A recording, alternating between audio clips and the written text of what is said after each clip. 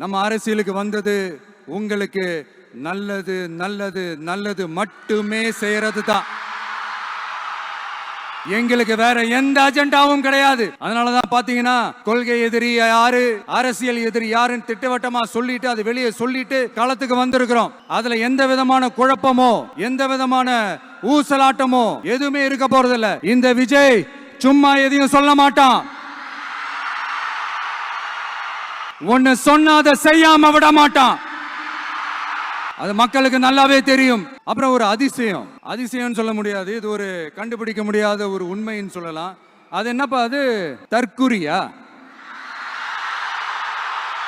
நம்ம டிவிகேக்கு சப்போர்ட் பண்ற கோடிக்கணக்கான லட்சக்கணக்கான மக்கள், நம்மளுடைய நண்பிகள், நம்மளுடைய ஜென்சி கிட்ஸ் எல்லாரையும் தற்குறிகள்னு சொல்லி வாங்கி கட்டிக்கிட்டு இப்போ அவங்களாம் தற்கூரி எல்லாம் கிடையாது, அப்படியெல்லாம் அவங்கள கூப்பிடாதீங்க, அவங்க சங்கிகள்லாம் கிடையாது, அப்படியெல்லாம் அவங்கள கூப்பிடாதீங்கன்னு சொல்லி ஒரு குரல். யாருடா அந்த குரல் அப்படின்னு பார்த்தா, இப்ப ரீசெண்டா அறிவு திருவிழான்னு ஒண்ணு நடத்தினாங்கல்ல, சாரி அவதூறு திருவிழா, அதுல அவங்க தலைமையே குழப்பற மாதிரி